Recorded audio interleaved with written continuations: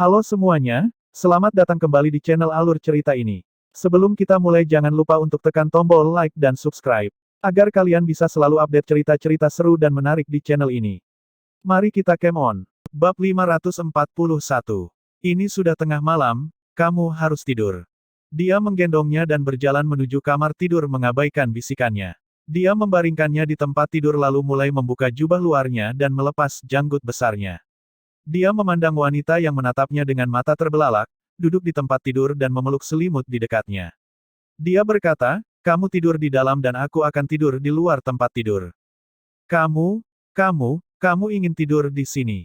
Dia membelalakkan matanya. Dia sudah mengatakan bahwa sejak bertemu dengannya dia telah kehilangan seluruh tekadnya.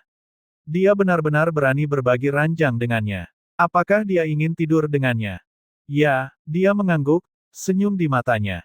Tidak, dia menolak tanpa berpikir lebih jauh, seperti seekor harimau kecil yang merebut wilayahnya. Kamu kembali ke kamar sebelah. Untuk memastikan keselamatanmu, aku akan tidur di kamarmu dan di ranjang yang sama selama sisa perjalanan. Tidak ada gunanya menolakku, kamu harus belajar beradaptasi. Dia melepas jubah luarnya dan membuka kancing jubah dalamnya. Feng Jiu menatapnya dengan tercengang. Jangan bilang kamu terbiasa tidur tanpa mengenakan pakaian. Dia menelan ludah dengan tidak nyaman, matanya menatap ke arahnya. Dia memperhatikannya saat dia berubah dari melotot ke arahnya saat dia menolak untuk tidur dengannya, menjadi menelan ludahnya dengan tidak nyaman dan memandangnya saat dia menanggalkan pakaian. Ling Mohan tidak bisa menahan senyumnya sambil meliriknya, "Jika kamu punya ide lain, aku akan dengan senang hati menurutinya." "Hai, jika kamu melakukan ini, aku tidak akan bisa menikahi siapapun di masa depan." Dia menghela nafas tak berdaya saat dia melihatnya melepas sepatu botnya dan duduk di tempat tidur. "Tidak masalah, karena pada akhirnya kamu hanya akan menikah denganku." Meski kata-katanya sombong, dia tersenyum. Alih-alih berbaring, dia membungkus selimut di sekelilingnya dan berbaring di luar tempat tidur dan memeluknya erat. Dia mengabaikan ekspresi tercengang di wajah wanita itu dan dengan lembut menepuk kepalanya, "Jadilah baik dan tidurlah sekarang." "Bagaimana aku bisa tidur dalam keadaan terbungkus?" Dia menatap dirinya sendiri, lengan dan kakinya terbungkus selimut dan kepalanya menjulur seperti melon. Dia tidak bisa berkata-kata. Bagaimana dia bisa tertidur seperti itu? Apa maksudnya membungkusnya seperti itu? "Kamu akan tertidur setelah kamu menutup mata." Dia memeluk wanita yang terbungkus selimut. Dia merasa tidak akan tergoda seperti ini. Feng Jiu baru saja berbicara ketika titik aku bocah turnya ditotok dan dia langsung tertidur. "Kamu bisa tidur sekarang. Ketika tekadku lebih baik, kamu tidak perlu tidur nyenyak." Dia tertawa. Begitu dia terbiasa dengan wanita itu tidur di sampingnya selama beberapa hari berikutnya, dia tidak akan tergoda dan tidak perlu membungkusnya untuk memeluknya hingga tidur. Malam harinya, Ling Mohan akhirnya tertidur dengan tangan melingkari wanita yang terbungkus selimut. Karena kegembiraan di hatinya, bahkan dalam tidurnya pun ada senyuman tipis di bibirnya. Di luar kamar tidur, Grey Wolf dan Shadow satu saling memandang dan menghela napas lega. Tuan mereka akhirnya mendapatkan apa yang diinginkannya. Mereka berdiri di luar begitu lama sehingga mereka mengira dokter hantu akan mengusir tuan mereka. Mereka tidak dapat mendengar suara apapun dari kamar tidur, mereka seharusnya sudah beristirahat sekarang. Ya, baguslah mereka istirahat, hari semakin panjang. Keesokan paginya, di jalanan dan di dalam penginapan, semuanya tampak normal. Di tengah hiruk-pikuk, suasana terasa tenang. Pertumpahan darah di jalan tadi malam seperti ilusi, tidak ada darah dimanapun. Para pedagang asongan sedang mendirikan kios mereka, menghidupkan bisnis, memulai hari sibuk lainnya. Saat hari dimulai, anggota tetua agung dari perkumpulan alkemis bertemu dengan ketua perkumpulan alkemis di penginapan.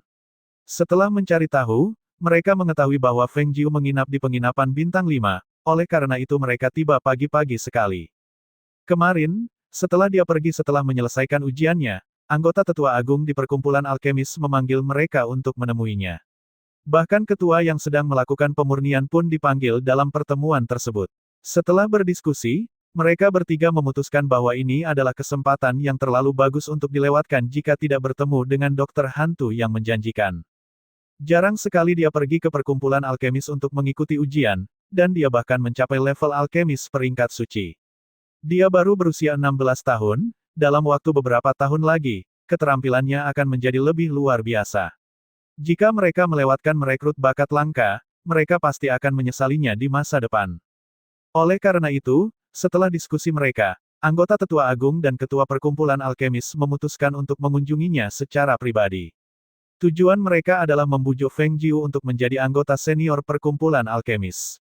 Mereka tahu bahwa dalam beberapa tahun lagi dia akan memiliki lebih banyak prestasi dan akan lebih sulit untuk mengajaknya bergabung dengan asosiasi tersebut. Tuan, Ketua Perkumpulan Alkemis ada di sini untuk menemui Tuan berpakaian merah. Manajer membawa tuan-tuan itu ke dalam, jantungnya berdebar kencang. Selama bertahun-tahun penginapannya dibuka, ini adalah pertama kalinya Ketua Pasar Gelap berkunjung. Dan sekarang Ketua Perkumpulan Alkemis datang bersama Tetua Agung untuk mengunjungi Tuan berpakaian merah. Hal-hal aneh terjadi setiap tahun, tetapi tahun ini lebih banyak lagi. Jantungnya berdebar kencang sejak pria berbaju merah dan teman-temannya pertama kali datang ke penginapannya. Namun, jika hal ini terus berlanjut, dia khawatir dia akan sakit. Grey Wolf dan Shadow 1 tidak mengenali Tetua Agung dan Ketua Perkumpulan Alkemis. Oleh karena itu, ketika mendengar pengumuman para pengunjung tersebut, mereka memandang ke arah kedua orang tersebut, tidak mengetahui siapa mereka. Saat Grey Wolf dan Shadow 1 memandangi mereka, kedua orang itu juga kembali menatap mereka. Meskipun mereka berdua mengenakan pakaian penjaga, energi dari mereka sangat mencengangkan. Mereka merasa khawatir. Penatua Agung tersenyum dan berbicara, "Nama keluarga saya Yu, tuan-tuan ini adalah ketua perkumpulan kami. Kami datang hari ini untuk mendiskusikan suatu masalah dengan Jiu kecil. Bisakah kalian berdua menyampaikan pesannya?" Ketika dia mendengar ini, Grey Wolf menjawab, "Oh, jadi kamu adalah Alkemis Yu." Dia ingin mengatakan bahwa kamu adalah senior Yan Yu tua yang dibicarakan Tuan Feng, tetapi memutuskan untuk tidak melakukannya. "Ya, ini aku." Orang tua itu tidak tahu arti di balik kata-katanya, dia juga tidak tahu apa yang dikatakan Feng Jiu tentang dia setelah dia kembali. Jadi dia tersenyum dan melanjutkan, "Aku ingin tahu apakah Jiu kecil adalah Tuan Jiu. Saya pikir dia tidur agak larut tadi malam dan dia belum bangun." Grey Wolf menjawab, "Mengapa kalian berdua tidak turun ke bawah untuk duduk? Aku akan pergi dan memberitahu."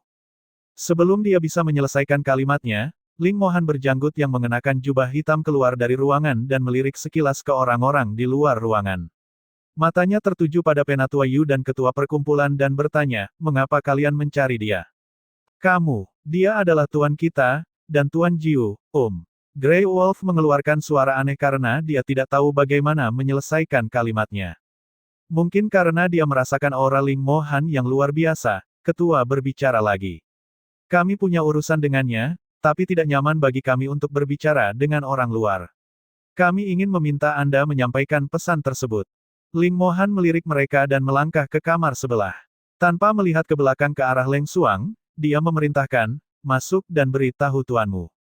Leng Xuang mengangguk. Setelah memasuki sayap dan mencapai ruang dalam, dia melihat majikannya digulung dalam selimut dengan hanya kepalanya yang terlihat. Dengan takjub, dia melangkah maju dan berseru, "Nona." Feng Jiu menjawab dengan malas. Dia tidak membuka matanya. Ketua Perkumpulan Alkemis dan Yu tua ada di sini. Segera setelah hal ini dikatakan, nonanya yang terlihat sangat mengantuk tadi melompat dari tempat tidur dan memandangnya, membuatnya melompat ketakutan. "Yu tua ada di sini." "Ya, ketua juga ada di sini. Mereka bilang mereka ada urusan dengan nona." Feng Jiu melihat sekeliling lalu tersenyum sambil berbicara dengannya.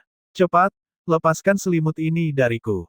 Orang itu menggulungku seperti ini, membuatku tidak bisa tidur nyenyak sepanjang malam." Mata Leng Xuang dipenuhi kegembiraan. Dia membantu Feng Jiu mengambil selimutnya, lalu menunggunya mandi dan berdandan. Seorang tuan muda yang anggun dan cantik muncul. Feng Jiu turun ke bawah. Old Yu dan ketua perkumpulan berdiri ketika mereka melihatnya. "Hehehe, Jiu kecil, kamu akhirnya bangun." Yu tua terkekeh saat melihat pemuda itu berjalan mendekat. "Senior Yu tua, mengapa kamu di sini?" Feng Jiu bertanya sambil berdiri menghadap kedua pria itu. Yu tua tersenyum dan kemudian berbicara, "Aku menyewa ruangan di restoran tidak jauh di depan. Bagaimana kalau kita bicara di sana?" "Tentu." Feng Jiu setuju. Dia membawa Leng Xuang dan Leng Hua bersamanya. Di lantai 2, Ling Mohan melihatnya pergi bersama kedua pelayannya. Dia membuang muka dan memanggil Grey Wolf dan Shadow 1 ke atas. Ketika mereka semua tiba di kamar sewaan mereka di restoran, Yutua pertama kali memperkenalkan keduanya dan kemudian menjelaskan.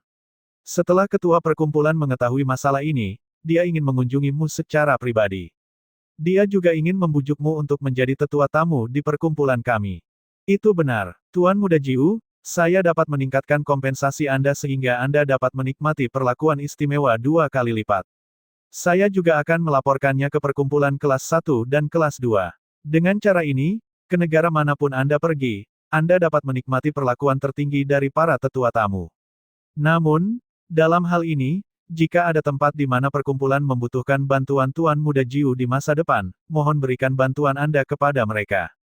Ketua perkumpulan takut bahwa kompensasi awal tidak memuaskan Feng Jiu, jadi dia meningkatkan manfaatnya serta mendaftarkannya ke dalam perkumpulan kelas 1 dan 2. Dia hanya berharap bahwa semua perlakuan baik ini akan mendapatkan persetujuan dari pemuda ini. Feng Jiu mengerutkan kening, wajahnya ragu-ragu. Namun di dalam hati, dia hampir membalikkan badan karena kegirangan. Kemarin, dia tidak membiarkan lelaki tua itu menyelesaikan penjelasannya dan membuatnya kehilangan kesempatan bagus. Dia tidak menyangka mereka datang ke penginapannya hari ini. Peluang ini memang bagus. Tidak masuk akal jika dia menolaknya lagi.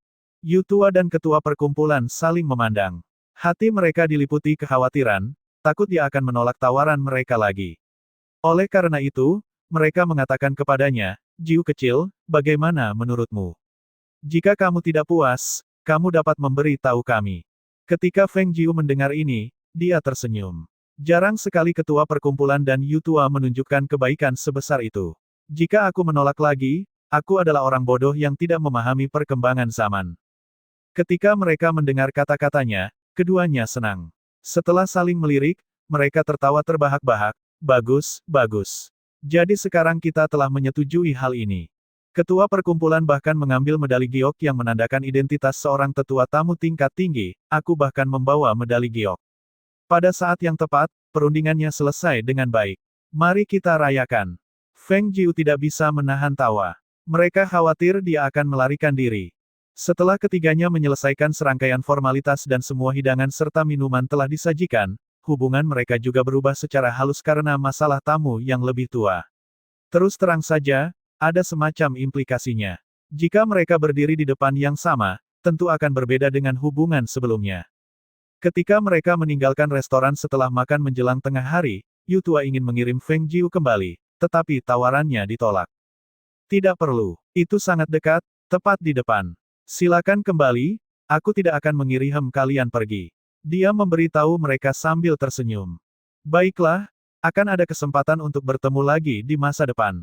Kedua pria itu menangkupkan tangan mereka dan pergi. Mereka kembali ke perkumpulan dengan penuh kegembiraan. Ketika mereka pergi jauh, Feng Jiu melemparkan medali giok di tangannya dan berkata sambil tersenyum, kaulah yang tidak boleh melarikan diri. Berdiri di belakangnya, Leng Xuang dan Leng Hua saling memandang dan tersenyum. Bagi mereka, semuanya baik-baik saja asalkan majikannya bahagia. Feng Jiu memandang ke jalan yang ramai dengan orang-orang, matanya sedikit tersentak. Seolah-olah kejadian tadi malam tidak pernah terjadi dan semuanya kembali normal. Teknik seperti itu, cara penanganannya seperti itu, terlihat jelas bahwa asal-muasal Ling Mo Han sungguh tidak biasa. Seorang bangsawan dari negara kelas 3. Dia memperkirakan identitasnya jauh lebih terhormat dari ini. Ketika mereka kembali ke penginapan, tanpa disangka Ling Mo Han tidak ada di sana. Hanya Grey Wolf yang menunggu mereka di penginapan. Bahkan Shadow satu pun tidak terlihat. Di mana tuanmu? Keluar. Dia agak heran. Orang itu keluar juga. Tuan pergi keluar untuk melakukan suatu urusan, tetapi dia mungkin pulang terlambat. Dia meminta Tuan Muda Jiu untuk tidak menunggunya untuk makan. Grey Wolf menyeringai dan menyampaikan pesan tuannya. Cih, siapa yang akan menunggunya? Dia melangkah ke atas. Ketika dia sampai di lantai 2, dia melambai pada Grey Wolf. Grey Wolf terkejut, namun tetap naik dan mengikuti ke dalam ruangan. Tuan Muda Jiu, ada apa? Lihat, dia melemparkan medali giok ke tangannya dengan gembira dan melontarkan senyuman licik. Ini mewakili tetua tamu tingkat tinggi, medali diantar ke depan pintuku. Bahkan ada lebih banyak manfaatnya. Pada akhirnya aku mendapatkannya kan. Hehehe, tuanku sudah tahu, dia berkata Tuan Muda Jiu tidak akan kembali dengan tangan kosong. Ketika Feng Jiu mendengar jawabannya, dia tiba-tiba merasa bosan. Tuanmu adalah dewa, tahukah kamu, aku tidak ingin menunggu dia kembali dan memberinya kejutan. Dia melambaikan tangannya sambil berbicara, silakan pergi. Aku akan berkultivasi sebentar, jangan biarkan siapapun menggangguku. Baiklah, Grey Wolf kini mematuhi perintahnya karena tuan mereka sudah menjelaskannya. Dia akan menjadi wanitanya, jadi majikan mereka. Tentu saja, mereka tidak boleh menunjukkan rasa tidak hormat. Saat dia menutup pintu, dia melirik ke arah binatang pemakan awan yang tergeletak di sudut ruangan dan kemudian masuk ke cincin ruang. Ketika Ling Mohan kembali di malam hari, dia hanya tersenyum ketika mengetahui bahwa dia telah menjadi tetua tamu. Sudah pasti perkumpulan alkemis tidak akan melewatkan kesempatan bagus untuk menarik perhatiannya. Malam itu, Feng Jiu menghindarinya. Dia menutup pintu dan jendela lebih awal, jadi dia hanya bisa kembali tidur di sebelah. 2 hari kemudian, kepala pasar gelap datang lagi, membawa berita tentang Susi. Tuan Muda Jiu, berita yang Anda minta untuk diselidiki telah datang hari ini. Segera setelah saya mendapat kabar itu, saya segera datang menemui Anda. Kepala pasar gelap sambil tersenyum berbicara dan berjalan ke kamar Feng Jiu. Oh, sangat cepat. Dia agak heran dengan kecepatan penyelesaian permintaannya. Hanya butuh 2 atau 3 hari untuk mengetahuinya. Kemampuannya tidak buruk. Hahaha, saat mengurus urusan Tuan Muda Jiu, tentu saja aku tidak boleh menunda. Kepala tertawa. Ketika dia melihat bahwa semua orang di ruangan itu adalah milik Feng Jiu, dia berkata dengan lugas. Omong-omong, orang bernama Susi juga seorang karakter. Kalau tidak, kita tidak akan mengetahuinya secepat ini. Dari petunjuk Tuan Muda Jiu, aku mengarahkan penyelidikanku pada klan besar dan menemukan sesuatu. Nama belakang Susi pada lukisan itu adalah Lin. Dia adalah putri istri pertama dari keluarga Lin di kota Tiga Sungai Kerukunan Besar. Generasi muda keluarga Lin dengan hormat memanggilnya Bibi Susi. Kakak laki-lakinya adalah patriark keluarga Lin dan seorang kultivator kelahiran jiwa. Lin Susi ini sekarang berusia lebih dari 60 tahun. Namun, aku mengetahui dari penyelidikan bahwa dia telah meminum pil pondasi wajah beberapa tahun yang lalu. Wajahnya tetap cantik seperti wanita berusia 20-an. Pada titik ini, kepala tidak bisa menahan tawa, wajahnya menunjukkan kekaguman. Karena penyelidikan mendalam ini, aku juga mengetahui beberapa rahasia. Beberapa dekade yang lalu dia jatuh cinta pada saudara lelaki angkatnya, Feng San Yuan. Konon Feng San Yuan berasal dari negara kecil kelas 9, namun ia mampu membuat Susi jatuh cinta pada pandangan pertama. Namun, dia tidak menikahinya. Disitulah hal yang luar biasa. Kepala sibuk berbicara dan tidak menyadari ekspresi aneh Feng Jiu. Dia melanjutkan ceritanya. Sayangnya, saat itu Feng San Yuan sudah menikah. Dikatakan bahwa ayah dan saudara laki-lakinya memutuskan untuk membiarkan Feng San Yuan menikahinya sebagai istri kedua, tetapi kemudian Nona Lin menolaknya. Orang bilang itu karena Feng Jiu mendengarkan informasi lengkap kepala beberapa berita yang tidak diketahui orang luar, di bawah penyelidikan pasar gelap yang mendetail, akan diungkapkan secara rinci. Semakin banyak dia mendengarkan, semakin cerah matanya. Dia bahkan menjadi lebih menghargai Bibi Susi yang belum pernah dia temui. Dia merasa orang yang menangkap kakeknya bukanlah musuh karena dia tidak menyakiti siapapun di kediaman Feng. Terlebih lagi, petunjuk menunjukkan bahwa dia pastilah kenalan kakeknya. Tapi, dia tidak pernah menyangka kakek tuanya yang nakal memiliki sejarah percintaan seperti itu. Setelah mendengar berita kepala dia akhirnya tahu mengapa dia mengatakan bahwa Bibi Susi adalah seorang tokoh. Seorang wanita jatuh cinta dengan suami wanita lain. Dia memiliki latar belakang dan pengaruh keluarga. Selama dia bertindak dengan sombong, dia tidak perlu menunggu bertahun-tahun sama sekali. Sebaliknya, dia memilih untuk tidak menghancurkan keluarga orang yang dia cintai, untuk melindungi dan menunggu dalam diam selama beberapa dekade. Cintanya bukan berusaha untuk memiliki tetapi melindungi kekasihnya. Cinta seperti itu sangat mengharukan. Menurut penyelidikan baru-baru ini, tampaknya ada seorang lelaki tua dengan labu anggur tergantung di pinggangnya di keluarga Lin. Dikatakan bahwa lelaki tua ini ditangkap oleh sekelompok pria yang dikirim oleh Susi setelah dia menyelesaikan pengasingan tertutupnya. Itu sangat berani. Namun, pria tampan puluhan tahun lalu telah berubah menjadi pria tua jelek, aku khawatir sangat sulit bagi mereka untuk bersama. Kepala menggelengkan kepalanya dan menghela nafas. Sebagai seorang laki-laki, ia tahu bahwa jika ia benar-benar mencintai seseorang, ia tidak tega menghadapi kekasihnya yang masih berusia 20-an dengan wajah tuanya. Itu karena cara itu terlalu kejam. Meski kekasihnya tidak peduli, sebagai seorang laki-laki, mustahil untuk tidak mempedulikannya. Feng Jiu tidak bisa menahan senyum ketika mendengar cerita ini. Diam-diam dia merasa gembira ketika dia mengira kakeknya ditekan untuk menikah oleh seorang wanita berusia 20-an. Bahkan jika dia tidak melihatnya dengan matanya sendiri, itu dianggap sebagai pemandangan yang lucu. Terima kasih banyak, Ketua Ke, aku mengucapkan terima kasih untuk infonya. Dia tersenyum. Itu adalah kabar baik bagi mereka yang mengkhawatirkan kakek. Setelah mendengar ini, kepala Ke berdiri dan menangkupkan tinjunya, aku tidak akan tinggal lebih lama lagi, Tuan Muda Jiu. Selamat tinggal. Jika kita bertemu lagi di lain waktu, aku akan melakukan yang terbaik untuk menherbal Anda. Feng Jiu berdiri untuk mengantarnya pergi. Pada saat yang sama, dia mengambil botol obat dan menyerahkannya padanya. Ini sebotol obat yang disiapkan 2 hari terakhir. Tolong anggap itu sebagai hadiah terima kasihku. Meski tidak bisa menyembuhkan luka lamamu, tapi bisa meringankan kambuhnya luka lamamu. Kepala Ke sangat gembira dan mengucapkan terima kasih berulang kali sebelum pergi. Di dalam kamar, saat dia masuk, Ling Mo Han bertanya, kapan kita akan memulai perjalanan kita? Tentu saja, lebih cepat lebih baik. Aku ingin bertemu Bibi Susi sekarang. Matanya yang menyipit dipenuhi tawa. Wanita seperti itu sungguh langka di dunia. Bagaimana kakeknya bisa melewatkannya? Melihat ekspresinya, bibir Ling Mo Han melengkung. Dunia ini hanya memiliki pil pondasi wajah. Tidak ada pil atau ramuan obat yang bisa membuat orang awet muda.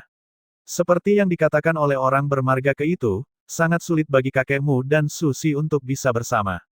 Kalau orang lain, asal punya kemampuan, menikahi istri dan selir ibarat memetik bunga yang indah. Bahkan monster tua kelahiran jiwa yang berusia berabad-abad dapat mengajak wanita berusia remaja dan 20-an untuk menghangatkan tempat tidur mereka. Perbedaan usia sama sekali tidak menjadi masalah. Namun, hal itu sulit dalam kasus kakeknya. Seorang wanita melakukan itu demi dia. Tidak apa-apa jika dia masih muda. Namun kini, ketika seseorang sedang dalam masa kemunduran, bagaimana mungkin ia bisa memperlihatkan wajah tua di hadapan kekasihnya setiap hari? Keajaiban dunia adalah adanya perubahan yang tak terbatas baik pada pil obat maupun ramuan. Bagaimana kamu tahu bahwa tidak akan ada ramuan yang bisa mengembalikan orang ke masa mudanya? Kata Feng Jiu. Dia menatapnya dengan alis terangkat. Dia tampak sangat percaya diri. Jalur pengobatan itu misterius dan tidak dapat diprediksi. Dengan penelitian yang mendalam, aku yakin tidak menjadi masalah untuk mengembangkan obat seperti itu. Karena tidak ada pil obat seperti itu di dunia, maka jika aku mengembangkannya, nama dokter hantu akan benar-benar terkenal di dunia. Melihatnya bersemangat, senyumnya semakin dalam, aku tidak tahu tentang orang lain. Tapi jika itu kamu, aku yakin itu mungkin. Setelah selesai berbicara, dia menyesap tehnya. Feng Jiu meliriknya dan memperingatkan, jangan datang ke sini. Selama perjalanan ini, kamu mendapatkan tempat tidur sendiri. Jika kamu berani masuk ke kamarku di tengah malam, aku akan membuatmu impoten dalam hitungan menit. Uhuk-uhuk. Dia tersedak teh karena kata-katanya, menyebabkan dia batuk 2 kali. Dia meletakkan cangkirnya dan menatapnya dengan tatapan sedikit kesal. Wanita itu berani mengatakan apapun di depan keempat bawahannya. Grey Wolf dan Shadow 1, yang berdiri di sampingnya, mau tidak mau menundukkan kepala dan menahan senyuman mereka. Ekspresi Leng Xuang masih dingin, tapi matanya menunjukkan sedikit senyuman. Hanya Leng Hua yang dengan sembarangan menyeringai lebar tanpa berusaha menyembunyikan senyumnya. Feng Jiu mengangkat alisnya dan tersenyum. Jangan kira aku bercanda, aku serius. Jika kamu ingin merasakan apa yang dialami Grey Wolf saat itu, silakan mencobanya. Begitu Grey Wolf yang diam-diam menyeringai mendengarnya, wajahnya langsung membeku dan dia tidak bisa lagi tersenyum. Impotensi jelas merupakan mimpi buruk baginya dan dia pasti tidak ingin memikirkannya lagi. Jika bukan karena dokter hantu yang menyebutkan pengalamannya tidak hanya mendapatkan perawatan aku bocah tur darinya, tapi juga dikirim ke rumah bordil oleh tuannya, dia pasti sudah melupakan seluruh kejadian itu. Leng Xuang, Leng Hua, kemasi barang-barangnya, kita berangkat. Sambil terkekeh, dia berbalik dan berjalan keluar kamar. Dia menuju ke bawah untuk menunggu mereka.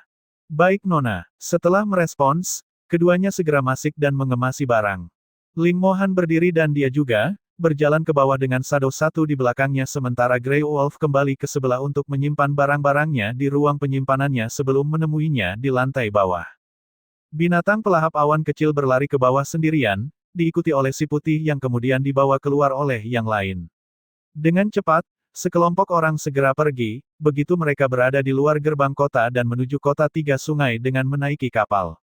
Dan pada saat yang sama, di kediaman Lin, Patriark Tua Feng, masih mengenakan pakaian abu-abu yang tidak mencolok dengan sebotol anggur berbentuk labu tergantung di pinggangnya, sedang berjalan dengan tergesa-gesa di rumah besar Lin dengan kedua tangan terlipat di punggung.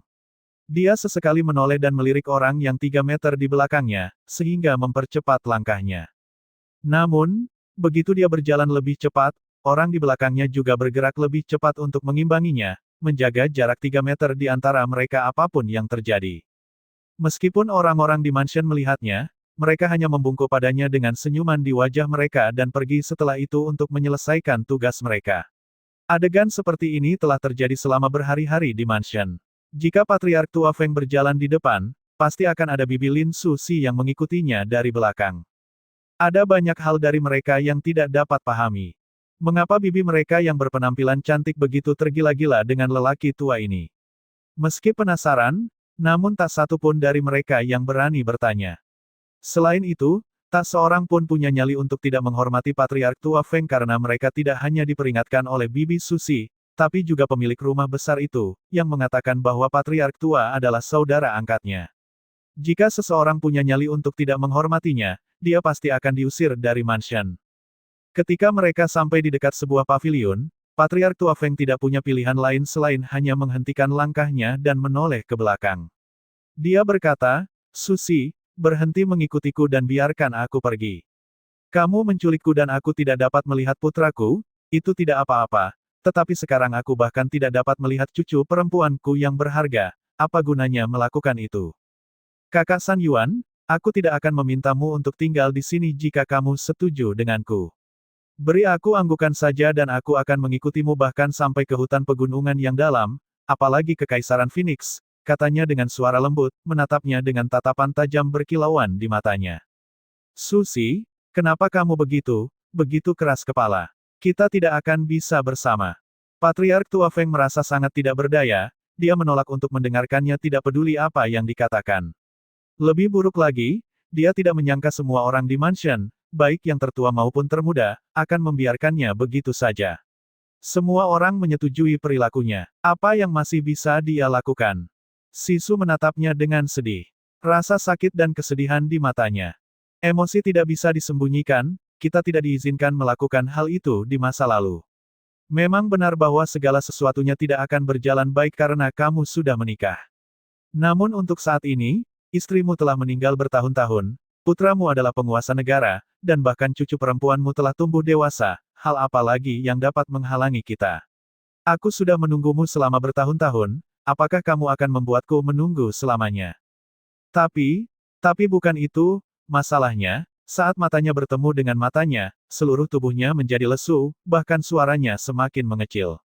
Dia bergerak dan hanya dalam sekejap mata, tubuhnya yang molek dan berlekuk berdiri di depannya. Selangkah demi selangkah, dia mendekatinya. "Bukankah aku terlalu muda dan cantik? Yang lain berharap wanita mereka tetap awet muda dan cantik, tetapi kamu menganggapnya sebagai alasan untuk mengusirku." Melihat sosok indah yang menghalangi di depannya, wajah tua dari Patriark Tua Feng memerah. Dia sangat bingung sehingga dia mencoba untuk terhuyung mundur tetapi akhirnya menjatuhkan dirinya ke lantai.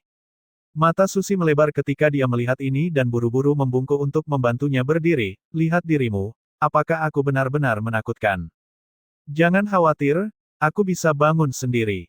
Patriark Tua Feng melambaikan tangannya dan melangkah mundur dengan ketakutan, takut untuk menatap matanya. Susi menggigit bibirnya, dia merasa sedikit malu dan sedikit sedih di saat yang bersamaan.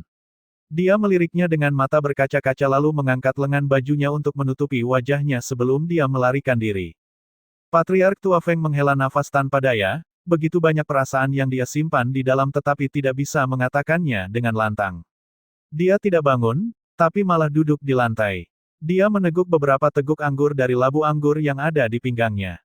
Setelah beberapa saat, dia akhirnya berdiri dan menepuk-nepuk pakaian kotornya lalu berjalan pergi dengan tangan terentang. Dalam kegelapan, dua penjaga mengikuti secara diam-diam. Bukan karena mereka ingin mengikutinya, tapi tuan mereka telah memerintahkan mereka untuk tidak kehilangan dia. Saat dia berjalan keluar dari kediaman Lin, Patriark Tua Feng menghela nafas panjang, menyesuaikan pakaiannya, dan berjalan ke jalan. Dia adalah seorang lelaki tua gelandangan yang mengenakan pakaian abu-abu, satu-satunya yang berharga adalah labu anggur di pinggangnya. Jadi wajar saja dia tidak akan menimbulkan perhatian saat dia berjalan di jalanan. Dia menoleh ke kiri dan ke kanan saat dia melihat orang-orang berjalan di sepanjang jalan yang ramai. Dia tidak pergi ke penginapan atau apapun, tetapi hanya menemukan sudut jalan, duduk dan minum anggurnya, tenggelam dalam pikirannya sendiri. Mungkin karena dia terlihat tidak berbeda dengan pengemis tua, seseorang melemparkan koin perak ke arahnya. Suara koin perak yang jatuh ke lantai membuyarkan lamunannya. Dia mengambil koin perak dan melihatnya dengan ekspresi aneh di wajahnya. Kedua penjaga itu tersenyum saat melihat ini.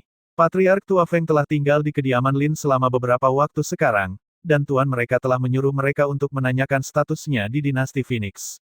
Mereka mengetahui bahwa Patriark Tua ini adalah ayah dari Kaisar dinasti Phoenix. Mereka tidak pernah mengira dia begitu rendah hati. Dia telah melihat ke atas dan ke bawah jalan, tapi daripada pergi ke penginapan, dia memilih duduk di sudut untuk minum anggurnya. Seseorang sebenarnya telah melemparkan koin perak padanya, apakah mereka mengira dia seorang pengemis? Saat langit semakin gelap dan dia sepertinya tidak menunjukkan niat untuk kembali ke kediamannya, kedua penjaga itu saling membisikkan sesuatu, dan salah satu dari mereka berjalan kembali ke arah kediaman. Susi yang berpakaian elegan kembali bersama penjaga dan melihat dari kejauhan, sesosok tubuh duduk di sudut jalan sambil melamun. Dia tidak tahu apa yang dipikirkannya, tetapi ekspresinya lesu, alisnya berkerut dan ekspresi sedih di wajahnya. Ketika dia melihatnya dalam keadaan ini, dia merasa tertekan dan hatinya meringis dalam kesedihan. Dia tidak dapat menahan diri untuk tidak bertanya pada dirinya sendiri apakah dia harus terus memperlakukannya seperti itu. Dia ingin berjalan ke arahnya, tetapi ketika dia melihat keadaannya, dia berhenti. Dia berdiri diam di sudut jalan dan mengawasinya, menemaninya. Ketika kedua penjaga melihat ini, mereka tidak bisa tidak saling memandang, lalu pada lelaki tua yang duduk di sudut jalan, dan kemudian pada Nona Susi yang berdiri di seberang jalan. Mereka terdiam. Ketika langit sudah benar-benar gelap, Patriark Tua Feng akhirnya berdiri perlahan, dengan tangan terentang, dia berjalan kembali menuju kediaman Lin. Di seberang jalan, Susi tidak menunjukkan kehadirannya. Dia hanya mengikutinya dan mengawasi dari jauh hingga dia memasuki kediaman Lin. Begitu dia berada di dalam, dia memerintahkan penjaga untuk menyiapkan makanan dan mengirimkannya kepadanya. Seorang pria berusia 40-an keluar. Ketika dia melihat Susi, dia tersenyum dan berkata, "Bibi, ayah sedang mencarimu." Dia berkata untuk pergi ke ruang belajar menemuinya ketika kamu kembali. Baiklah, jawab Susi. Dia tersenyum padanya sebelum dia memasuki kediaman. Dia merenung sebentar saat dia melihatnya pergi. Dia menanyai kedua penjaga itu dan mengetahui bahwa dia pergi mencari Patriark Tua Feng, tetapi mereka berdua kembali secara terpisah. Suruh dapur menyiapkan beberapa hidangan pendamping, dan pergi untuk mengambil anggur roh dari koleksi spesialku, aku akan minum dengan Patriark Tua Feng. Dia tersenyum dan memberi isyarat kepada penjaga untuk pergi ke halaman rumahnya untuk mengambil anggur. Setelah beberapa saat, penjaga itu kembali dengan membawa anggurnya. Dia mengambil anggur dan pergi ke ruangan Patriark Tua Feng. Patriark Tua Feng sedang berada di kamar rumahnya sambil minum anggur pada saat ini. Dia menatap bulan sambil memikirkan bagaimana dia ditawan. Feng kecil pasti sangat khawatir. Meskipun segala sesuatunya kini telah ditangani, anak buah kakak laki-lakinya yang tertua seharusnya memberitahu Feng Xiao dan Feng kecil tentang keberadaannya. Paman Feng, kenapa kamu menghela nafas? Pria parubaya itu berjalan ke ruangan dan tersenyum pada Patriark Tua Feng yang sedang duduk. Cheng Zi, mengapa kamu di sini? Patriark Tua Feng mengakui putra sulung saudara laki-lakinya dan memberi isyarat untuk duduk. Penjaga pintu menyebutkan bahwa kamu baru saja kembali, jadi aku datang untuk minum bersamamu. Dengar, aku tahu kamu suka tanam anggur, jadi aku bahkan membawa anggur roh dari koleksiku untuk dibagikan kepadamu. Dia tertawa sambil membawa kendi anggur ke meja. Ketika dia mendengar ada anggur yang enak untuk diminum, semangat Patriark Tua Feng terangkat, koleksi spesialmu. Ayahmu juga membawakanku toples terakhir kali. Aku bisa mencium aroma anggur dan itu membuatku ngiler. Anggur di sini pasti jauh lebih enak. Anggurku sama baiknya dengan anggur ayahku. Jika kamu tidak percaya padaku, cobalah beberapa. Dia melanjutkan menuangkan setengah cangkir anggur untuknya. Patriark tua Feng memandangi setengah cangkir anggur dan berkedip, "Nak, kamu lebih kikir dari ayahmu. Bagaimana aku bisa mencicipi anggur dengan benar dengan cangkir sekecil itu?" Setelah mendengar ini, Lin Chengzi tidak bisa menahan diri untuk tidak menggelengkan kepalanya dan tersenyum. "Hahaha, Paman Feng, kamu belum makan. Tidak baik meminumnya saat perut kosong. Minum saja anggurnya dulu, aku sudah menginstruksikan para pelayan untuk menyiapkan beberapa hidangan pendamping untuk kita nikmati bersama anggur." Saat dia selesai berbicara, beberapa gadis pelayan muncul membawa sesuatu, tapi itu bukan yang dia pesan. Itu adalah makan malam yang Susi perintahkan untuk disiapkan oleh dapur. Inilah yang Bibi perintahkan ke dapur untuk disiapkan. Salah satu gadis pelayan berkata dan kemudian mundur. Semua orang di kediaman Lin menyebut Susi sebagai Bibi. "Hehehe, Paman Feng, makanlah makan malammu dulu, tapi jangan makan terlalu banyak atau kamu akan terlalu kenyang untuk minum anggur nanti." Dia tersenyum sambil menepuk kendi anggur, "Aku telah membawa kendi anggur ini ke sini dan aku tidak bermaksud membawanya kembali." "Hahaha, bagus. Tunggu saja, malam ini aku akan minum bersamamu sampai kita mabuk." Patriark tua Feng tersenyum dan mulai makan. Ketika hidangan pendamping tiba, dia mulai minum anggur bersama Lin Chengzi. Sejak dia meninggalkan rumah, Patriark tua Feng merindukan rumah. Selain itu, dia telah terlibat dengan Susi begitu lama. Hubungan itu sangat meresahkannya. Oleh karena itu, begitu dia mulai minum, dia tidak berhenti dan mereka berdua minum hingga larut malam. Faktanya, Lin Chengzi tidak banyak minum. Namun, Patriark tua Feng banyak minum. Saat dia melihat Patriark tua Feng yang mabuk, Lin Chengzi tersenyum. Dia melirik ke arah Bibi yang sedang menonton dalam kegelapan dan bertanya, "Paman Feng, apakah kamu menginginkan bibiku di hatimu?" Ketika Susi mendengarkan dari tempat persembunyiannya, semangatnya meningkat. Dengan gugup, dia menatap pria yang wajahnya memerah karena mabuk anggur. Apa? Patriark tua Feng kebingungan karena minum. Dia tidak mendengar dengan jelas apa yang dikatakan Lin Chengzi. Melihat ini, senyuman muncul di matanya. Dia melanjutkan dan bertanya, "Paman Feng, apakah kamu menginginkan bibiku di hatimu?" "Bibimu." Patriark tua Feng mengeluarkan anggur, matanya setengah menyipit. Satu tangannya menopang kepalanya. Dia gemetar seolah dia akan jatuh kapan saja. Bibiku, Susi. Susi adalah gadis bodoh. Katakan padaku, mengapa dia jatuh cinta padaku, seorang lelaki tua jompo. Aku orang tua yang busuk. Aku tidak bisa menandinginya." Dia berbicara sambil melambaikan tangannya. "Tetapi, kamu harus tahu bahwa bibiku tidak peduli. Tetapi aku peduli." Tiba-tiba dia tampak marah. Dia mengetuk mangkuk anggur dengan keras ke atas meja. Setengah mangkuknya tumpah. Kemudian dia mendengarnya berkata, "Jadi bagaimana jika aku menginginkan dia di hatiku? Jika aku mencintainya, maka aku harus memberikan yang terbaik untuknya. Karena aku tidak bisa memberikannya padanya, aku harus terus mendorongnya menjauh." Tapi gadis bodoh itu melemparkan dirinya ke arahku dan membuat hatinya terluka berkali-kali. "Katakan padaku, bukankah dia bodoh? Sangat bodoh kan? Aku ingin melarikan diri, orang tua ini ingin melarikan diri sore ini." Dia berkata dengan nada yang sangat serius dan menggebrak mangkuk anggur di atas meja dengan keras. Namun saat berikutnya, dia mengerutkan kening lagi dan tampak bingung. "Tapi aku berpikir dua kali. Jika aku melarikan diri dan dia masih menungguku, aku akan merasa sangat bersalah, aku tidak bisa memikirkan jalan keluar sepanjang sore itu. Katakan padaku, apa yang akan kamu lakukan?" Dia mengangkat mangkuk anggur untuk diminum, hanya untuk menemukan bahwa anggur di dalam mangkuk itu tumpah. Dia berteriak keras, "Tuangkan anggurnya." Lin Chengzi terkejut dan dia melompat ketakutan. Dia memandangnya dengan aneh dan dengan cepat menuangkan anggur untuknya. "Kalau begitu, cepat nikahi dia. Ini bukanlah masalah yang tidak bisa diselesaikan. Bagaimanapun, bibiku menyukaimu dan tidak akan peduli jika kamu lebih tua darinya." Dia juga menyesap anggur setelah dikejutkan olehnya. "Itu tidak akan berhasil. Aku sudah tua dan keriput, bagaimana aku bisa menyakiti Susi? Tidak mungkin, tidak mungkin." Puff. Uhuk-uhuk. Lin Chengzi mendengarkan kata-katanya dan tersedak anggur. Dia menatapnya. Dia merasa cara berpikir dan berbicara Paman Feng terlalu tidak terduga. Bahkan dia bisa mengatakan kata-kata seperti wajah keriput. Itu benar-benar membuatnya tidak tahu harus tertawa atau menangis. Ayo, Paman Feng, minumlah lebih banyak. Sambil tertawa, dia menuangkan lebih banyak anggur untuknya. Namun, setelah meminum 2 mangkuk anggur lagi, Patriark tua Feng akhirnya jatuh mabuk, dan seluruh tubuhnya tergeletak di atas meja, berbisik, ini tidak akan berhasil, ini tidak akan berhasil. Paman Feng, Paman Feng, Lin Chengzi memanggil 2 kali.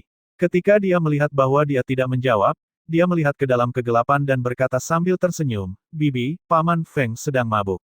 Susi melangkah keluar dari bayang-bayang dan berjalan ringan ke meja. Melihat Patriark tua Feng yang mabuk, dia bertanya, mengapa kamu mendapat ide untuk minum bersamanya?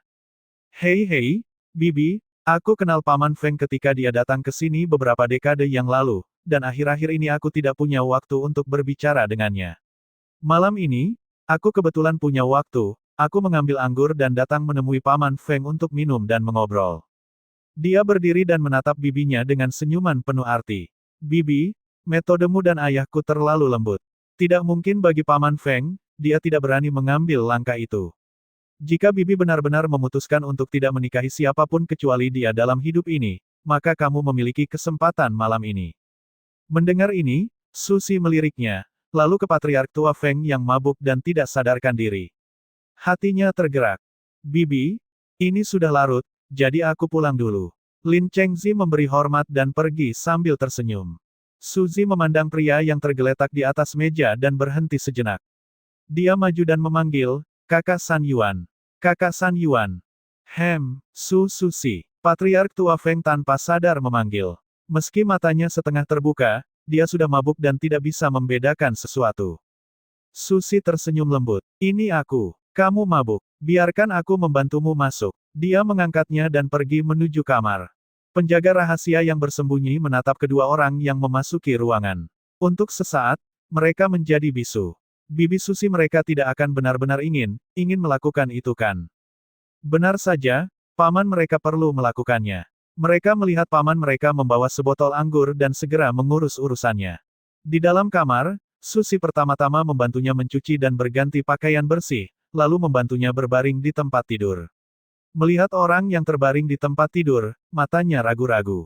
Dia tidak membencinya karena sudah tua, tapi dia takut jika itu masalahnya, bukankah dia akan menyalahkannya ketika dia bangun dalam keadaan sadar besok.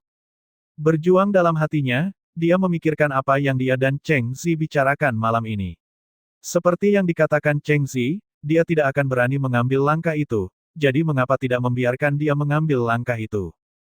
Bagaimanapun, dalam kehidupan ini, dia sangat percaya padanya. Setelah mengambil keputusan, dia merasa gugup, malu dan gelisah. Dia berdiri di samping tempat tidur sebentar, memikirkan penjaga rahasia yang menjaga halaman. Kemudian, dia keluar dan matanya beralih ke kegelapan. Kalian semua mundur dan berjaga di luar halaman. Jangan biarkan siapapun mengganggu. Baik, mata penjaga rahasia itu bersinar. Nada suara mereka gembira. Mereka melompat dan berjaga di luar halaman. Susi melirik keluar, menutup pintu, dan memasuki ruangan. Dia memandang pria di tempat tidur. Dia menundukkan kepalanya dengan malu-malu, mengangkat tangannya dan perlahan membuka kancing bajunya. Di halaman lain, Lin Chengzi, yang dipenuhi alkohol, kembali ke halaman rumahnya dengan senyuman di wajahnya. Sebelum memasuki kamar, ia melihat istrinya membuka pintu dan menyambutnya. Suamiku, kudengar kamu pergi menemui Paman Feng untuk minum. Nona senior mendatanginya, mencium bau alkohol di sekujur tubuhnya, dan melihat senyuman di wajahnya. Dia bertanya dengan heran, dari penampilanmu, suamimu terlihat sangat bahagia. Apakah kamu mengobrol baik dengan Paman Feng? Hehehe, Paman Feng ini masih Sukitanum seperti sebelumnya. Dia menggelengkan kepalanya dan tertawa. Dia melingkarkan tangannya di pinggangnya dan masuk ke kamar bersamanya. Dia mengatakan kepadanya, aku sangat bahagia malam ini. Yah, aku lebih penasaran tentang besok pagi daripada malam ini. Setelah selesai berbicara, dia tertawa lagi. Dia melihat wajah istrinya yang terkejut. Sambil menyuruh seseorang membawakan air untuk mandi, dia bertanya, apa yang akan terjadi besok pagi? Melihatmu begitu bahagia, apakah ada sesuatu yang penting? Dia keluar dan kembali secara misterius. Aku mengambil anggur roh saya yang berharga dan mengundang Paman Feng untuk minum. Sepertinya malam ini aku tidak menyia-nyiakan anggur yang aku kumpulkan selama bertahun-tahun. Dia tersenyum, mencuci tangan dan wajahnya, mengambil handuk dan menyeka tangannya. Dia membiarkan pelayan itu mundur dan melepaskan jubah luarnya. Dia berkata, keluarga kita akan segera mendapatkan momen bahagia, panggil adik-adik besok pagi dan bantu Bibi mengurus keperluannya. Untuk pernikahan Bibi, kita harus melakukannya dengan baik. Ketika dia mendengar ini, Nona senior tercengang. Dia bertanya dengan heran, kamu tidak membuatnya mabuk kan? Bibi juga. Ayah dan Bibi selalu berkata untuk tidak memaksa Paman Feng dan memberinya waktu. Namun menurutku, Paman Feng takut mengambil langkah itu. Karena Bibi sudah memutuskannya, aku hanya membantunya dengan memicunya. Dia tersenyum, aku ingin tahu apakah ayah akan memukulku ketika dia mengetahui masalah ini besok. Biarlah. Malam ini aku sangat lelah karena membuat Paman Feng mabuk, aku akan istirahat dulu. Ingatlah untuk membangunkanku besok pagi-pagi. Kemudian dia masuk ke dalam kamar tidur, meninggalkan Nona senior yang tertegun dalam keadaan linglung. Malam ini tampak setenang biasanya. Namun, pada malam ini, sesuatu akan terjadi dan itu akan mengubah segalanya. Ketika sinar matahari pertama di pagi hari menyinari jendela dan menyebar ke lantai, samar-samar terlihat dua sosok sedang tidur di balik kanopi kain muslin di tempat tidur. Patriark Tua Feng, yang tertidur lelap, hanya merasakan bahwa tidurnya sangat menyenangkan. Apalagi mimpi yang ia alami di malam hari begitu indah hingga membuatnya tak mampu bangkit dari tidurnya. Saat tangannya sedikit bergerak, dia merasakan sentuhan kulit halus. Dia bahkan merasa seolah-olah ada tubuh hangat yang menempel di tubuhnya. Suhu tubuh mereka menyatu. Mereka sangat intim, membuat tubuh mereka sangat hangat dan nyaman. Dia enggan melepaskan tangannya dan melakukan sentuhan lagi. Tapi ketika dia mendengar erangan lembut di telinganya, dia menjadi kaku dan matanya terbuka karena terkejut. Itu adalah pemandangan yang mengerikan, membuatnya pucat karena ketakutan. Dia melompat dengan selimut masih di pelukannya. Dia tersandung selimut dan jatuh dari tempat tidur dengan bunyi gedebuk. Ah! Dia jatuh ke tanah. Dia memegang selimut itu erat-erat di tubuh telanjangnya. Wajahnya menunjukkan ekspresi heran dan tidak percaya. Dia menatap lurus ke arah wanita di tempat tidur yang dibangunkan olehnya. Ketika dia melihat wanita di tempat tidur itu duduk, telanjang bulat, wajah pucatnya memerah. Sejak dia melepas selimutnya, dia tidak memiliki penutup sama sekali. Susi. Aku. Pikirannya menjadi kosong dan dia tidak tahu harus berkata apa saat ini, terutama ketika Susi duduk di tempat tidur dan membuka tirai tempat tidur. Sosok muda dan cantik yang samar-samar terlihat muncul di hadapannya. Pinggangnya yang halus dan pas, kulit seputih salju ditutupi dengan tanda merah dan payudara yang berkembang dengan baik mengobarkan api dan memikatnya. Dia merasakan gelombang panas menyerbu dan saat berikutnya, sesuatu yang panas sepertinya mengalir keluar dari hidungnya. Melihat dia menatap tajam ke arahnya dengan mimisan, dia hanya bisa melihat ke bawah dan ketika dia menyadari bahwa tidak ada apapun yang menutupi tubuhnya, wajah cantiknya tiba-tiba berubah menjadi merah padam. Dia segera menurunkan tirai dengan malu-malu dan mengambil gaun dari cincin penyimpanannya. Patriark Tua Feng, yang terjatuh ke tanah sebelumnya, duduk di lantai terbungkus selimut. Setelah melihat pemandangan yang memikat itu, kenangan tadi malam memancar bagaikan banjir. Dia membuka mulutnya, tapi tidak bisa berkata apa-apa. Hanya ada satu kata di benaknya. Sudah berakhir, dia telah merusak integritasnya di usia tuanya. Begitu Susi muncul kembali setelah berpakaian lengkap, dia melihatnya terjatuh seperti itu. Dia begitu ketakutan sehingga dia segera bangun dari tempat tidur dan mengangkatnya sambil mencubit pipinya agar dia sadar secara bertahap, Kakak San Yuan. Apa yang terjadi denganmu? Setelah pipinya ditepuk, Patriark Tua Feng yang kehilangan kesadaran sebelumnya kini terbangun.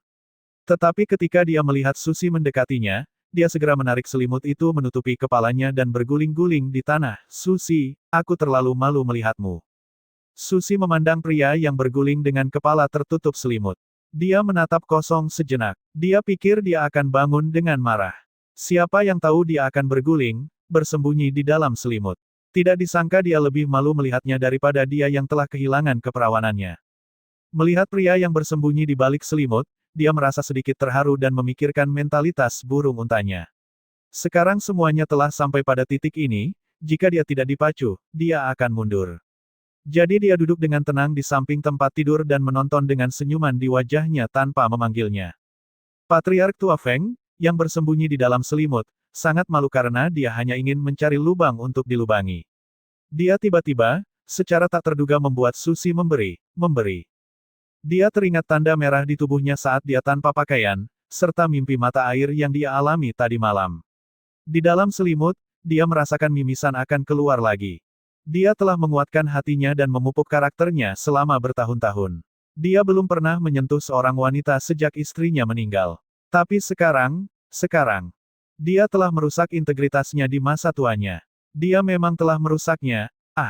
Jika putranya atau Feng kecil mengetahui hal ini, lelaki tua ini akan malu setengah mati. Tapi, dia telah tidur dengan seseorang. Tidak peduli apa, dia harus mempertanggungjawabkannya kan. Ketika dia memikirkan hal ini, jantungnya berdetak kencang dan terasa seperti dia telah kembali ke masa mudanya. Perasaan seperti itu membuatnya merasa malu. Bagaimana hal ini dapat dilakukan? Mengapa sepi sekali? Aku tidak mendengar suaranya. Dia bingung, gelisah dan khawatir. Dengan sangat hati-hati, dia menarik selimut itu ke samping, keluar dari sana dan melihat ke arah tempat tidur. Dia melihatnya duduk dengan mata berbingkai merah dan lengan bajunya terangkat, terisak pelan. Melihatnya seperti ini, hatinya tiba-tiba tercekam. Karena tidak punya keberanian, dia dengan takut-takut memanggilnya. Susi. Susi menurunkan lengan bajunya dan menatapnya dengan mata agak merah. Dia menggigit bibirnya dan menatapnya dengan tenang, Kakak San Yuan, aku telah memberikan tubuh gadisku yang tidak bersalah kepadamu. Apakah kamu ingin menyangkalnya? Jika kamu benar-benar tidak ingin menikah denganku, aku akan pergi dan memberitahu kakakku agar dia mengirimu kembali. Aku tidak akan mengganggumu lagi. Dengan itu, dia bangkit dan keluar. Tidak, Susi, jangan salah paham, aku. Dia buru-buru menariknya dengan satu tangan, sementara tangan lainnya mengambil selimut yang membungkus tubuhnya untuk berdiri. Ketika dia melihatnya dengan mata memerah, dia menghela nafas dalam hati dan dengan jujur berkata, aku tidak bermaksud seperti itu. Kamu tidak bermaksud begitu. Pernahkah kamu berpikir untuk menikah denganku? Aku tahu kamu tidak memiliki aku di hatimu, jadi kamu membiarkanku menunggu selama ini. Kamu tetap tidak bergeming ketika aku telah menunggumu selama beberapa dekade. Kalau begitu, aku akan membiarkan kakakku mengirimu kembali sekarang sehingga kamu tidak selalu mengingat putra dan cucumu. Tidak, kamu ada di hatiku. Kamu ada di dalam, tapi aku. Patriark tua Feng sangat cemas sehingga dia tidak tahu harus berkata apa. Dia tidak tahu bagaimana cara terbaik untuk mengatakannya. Dia tidak menyangka akan terjadi hal seperti ini. Memang benar mabuk-mabukan adalah hal yang buruk. Jika dia tidak mabuk, dia tidak akan membuat segalanya menjadi tidak terkendali. Kenapa kalian semua tetap berada di luar halaman? Apakah San Yuan bangun dalam keadaan sadar? Patriark tua Feng, masih memegang selimut di satu tangan, mendengar suara kakak lelaki angkatnya menunggu di luar. Dia menjadi pucat karena ketakutan dan gemetar ketika dia berbicara. Oh tidak, ini buruk. Ini kakak, kenapa dia ada di sini pagi-pagi sekali? Mendengar dia mengakui bahwa dia memiliki hatinya, dia senang. Dia melihatnya begitu panik dan gugup. Dia bahkan tidak punya waktu untuk mengenakan pakaian itu dan hanya membungkusnya dengan selimut itu dan berguling-guling di sana. Dia tidak bisa menahan tawanya dan melemparkan pakaiannya kepadanya. Dia mengatakan kepadanya dengan nada kesal, kamu tidak cukup cepat mengenakan pakaian. Di luar halaman, beberapa penjaga rahasia memasang ekspresi aneh di wajah mereka. Namun, mata mereka dipenuhi dengan senyuman saat mereka melihat ke arah kepala klan, Bibi Susi ada di dalam.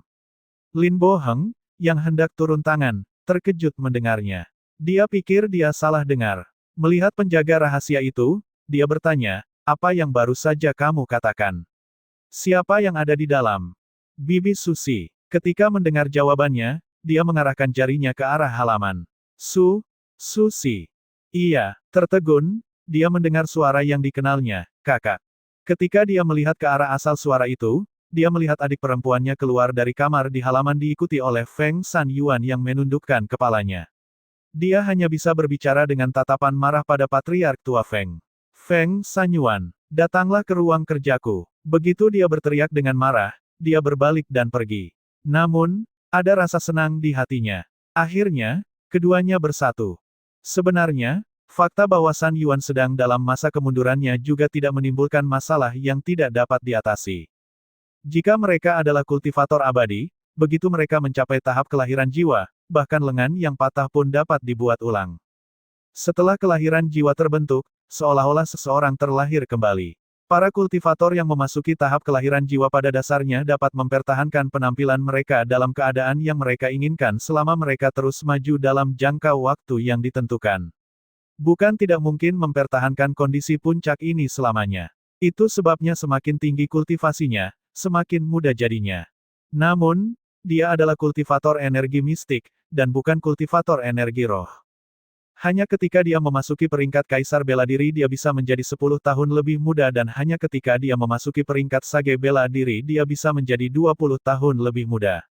Dengan kata lain, dia harus berkultivasi ke tingkat Sage Bela Diri untuk mengembalikan penampilannya ke usia 40-an. Dia hanya berada di puncak peringkat leluhur bela diri.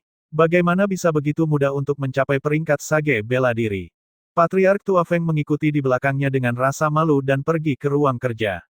Ketika pintu ditutup, dia melihat ke arah kakak laki-laki yang sedang duduk di depan rak buku. Untuk sesaat, dia tidak tahu harus berkata apa. Dia hanya bisa mengeluarkan kalimat, "Kakak, maafkan aku tidak menyangka akan menjadi seperti ini. Kamu tidak mengecewakanku, kamu mengecewakan Susi. Bicaralah, bagaimana kamu ingin menangani masalah ini?" Dia bertanya dengan suara rendah dan wajah datar. Faktanya, adegan ini sangat aneh dan lucu. Lin Bo Heng yang duduk di depan rak buku tampak setengah baya dan sangat mengesankan, sementara lelaki tua Feng berdiri di depannya dengan bahu membungkuk dan kepala menunduk. Dia tampak seperti anak kecil di depan orang dewasa, berdiri dengan takut-takut saat menerima teguran. Aku pikir aku akan menikahi Susi setelah mencapai peringkat Sage Bela Diri. Setidaknya, aku bisa berdiri di depannya dengan lebih berani. Tapi aku tidak menyangka akan seperti ini ketika aku meminum anggurnya. Dia berbisik, mengira semuanya telah terjadi.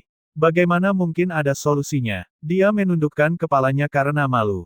Untuk masalah ini, aku akan mendengarkan kakak. Apapun yang kamu katakan, aku akan melakukannya. Melihatnya seperti ini, Lin Bo Heng mendengus keras. Kamu adalah seorang kultivator, kamu harus memahami bahwa kamu tidak boleh peduli dengan sudut pandang rakyat biasa. Terlebih lagi, kita semua adalah kultivator. Berbeda dengan orang biasa, semakin tinggi tingkat kultivasinya, semakin muda pula usianya. Tidak mungkin bagimu untuk tidak mengetahui hal ini. Ambil contoh kota tiga sungai kita, leluhur klan Hou berusia beberapa ratus tahun, tapi dia terlihat seperti tuan muda bangsawan berusia 20-an. Semua keturunannya berpenampilan lebih tua darinya. Haruskah anak cucunya menggali lubang dan melompat ke dalamnya karena merasa malu di hadapannya? Patriark Tua Feng menundukkan kepalanya dan tidak berkata apa-apa. Dia mengerti semua yang dia katakan, tapi itu sulit dilakukan. Terlebih lagi, keduanya adalah hal yang sangat berbeda.